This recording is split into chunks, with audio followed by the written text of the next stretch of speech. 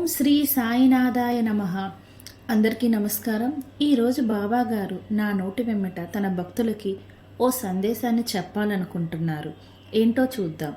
ఒక నమ్మకం ఉన్నప్పుడు దైవం దగ్గరకు నడిపిస్తుంది. ఒక ఆశ ఉన్నప్పుడు దేవుడు దారి చూపిస్తాడు. కానీ ఒక తల్లికి ఆశ కలిగితే ఆమె కొడుకు కోరిక తీరాలంటే ఆమె నమ్మకం బాబాపై ఉంటే అప్పుడేం జరుగుతుందో తెలుసా? ఈ కథలో అలాంటి తల్లినే మనం చూస్తాం. ఆమె బిడ్డ కోసం ఆమె కన్నీళ్లు ఆగలేదు.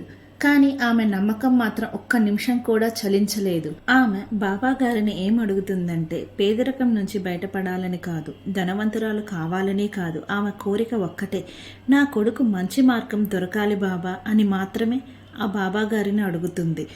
ఈ కథలోని తల్లి పేరు సుశీల, ఆమె కొడుకు పేరు రామ్. సుశీల తన చిన్న పట్టణంలో జీవించే సాధారణ మహిళ. భర్త చిన్నపాటి ఉద్యోగి. ఇద్దరికి రామ్ అనే కొడుకు ఉన్నాడు.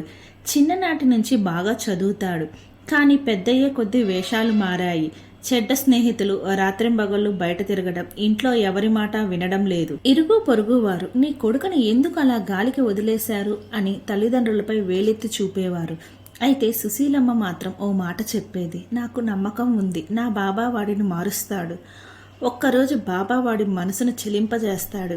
అప్పటికి ఈ లోకానికే అర్థమైపోతుంది. ఒక్కసారిగా ఆశ్చర్యపోతారు చూడండి అని చెప్పేది.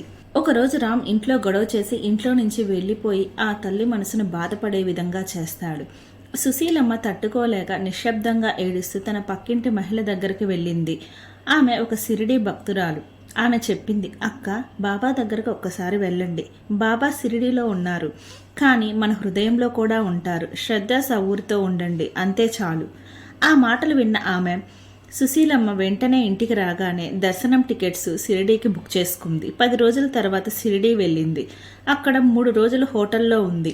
ప్రతిరోజు బాబా మందిరానికి వెళ్ళి ఒకే ఒక కోరిక అడిగేది, బాబా, నా కొడుక్కి మార్గం చూపించు. వాడు మానసికంగా మార్పు రావాలి, వాడు మంచి మార్గంలో రావాలి. ఆమె 2వ రోజు బాబా మందిరంలో ఉండగా ఒక వృద్ధుడు ఆమె దగ్గరకు వచ్చి ఇట్లా అంటాడు, బిడ్డ, భగవంతుడు మనం అడిగినది వెంటనే ఇవ్వడు, ముందు మన సబూరిని పరీక్షిస్తాడు. అయితే నీ ప్రార్థన అంత బలంగా ఉంటే నీ మాట తప్పకుండా బాబా వింటాడు. ఆమె ఆయన్ని ఎవరో గుర్తించలేకపోయింది. 3వ రోజు తిరిగి ఆ వృద్ధుణ్ణి వెతికినా కనిపించలేదు. ఆమె మనసులో ఒక సందేహం వచ్చేసింది, బాబానేనా నన్ను చూసి ఓ దారి చూపించాడా? ఆమె ఆశతో తిరిగొచ్చేసింది. సుశీలమ్మ ఇంటికి వచ్చిన 2వ రోజే అద్భుతం జరిగింది. రాము అనుకోకుండా తన తల్లిని పిలిచి ఇలా అన్నాడు, అమ్మ, నిన్న ఓ కల వచ్చింది. ఓ వృద్ధ మహాత్ముడు వచ్చి నన్ను మందిరానికి తీసుకువెళ్ళాడు. అక్కడ నన్ను చూస్తూ బోధన ఇచ్చాడు. ఒక్క మాటే చెప్పాడు, నీ తల్లి కన్నీటి విలువ నీకు తెలిస్తే మారిపోతావు అని అన్నాడు. ఆ కల నన్ను గడగడలాడించేసిందమ్మా. ఇక నుంచి నీ మాట వింటానమ్మా అని చెప్పాడు. సుశీలమ్మ ఆశ్చర్యంతో కన్నీళ్లు పెట్టుకుంది. అదే సమయంలో తన బాబా ఫోటో దగ్గర కూర్చొని ఓ నూతనమైన సంతోషాన్ని పొందింది. రామ్ నిజంగా మారిపోయాడు. స్నేహితులను వదిలాడు. చదువులో శ్రద్ధ పెరిగింది. ఆత్మవిశ్వాసం పెరిగింది. 2 నెలల్లోనే ఒక మంచి ఉద్యోగం కూడా దొరికింది. అదే రోజు రామ్ తల్లిని తీసుకుని షిరిడీకి వెళ్ళాడు.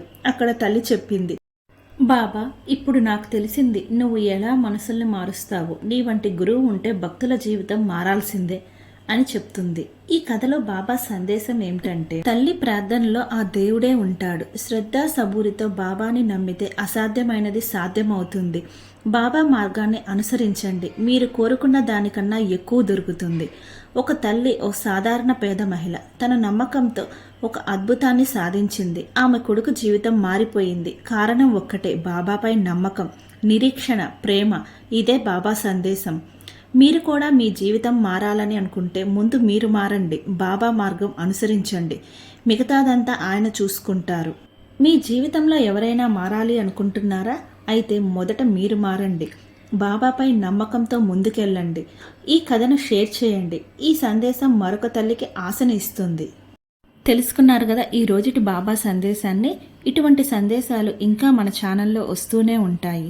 మీకు కనుక నా వీడియో నచ్చినట్లయితే ప్లీజ్ లైక్ అండ్ షేర్.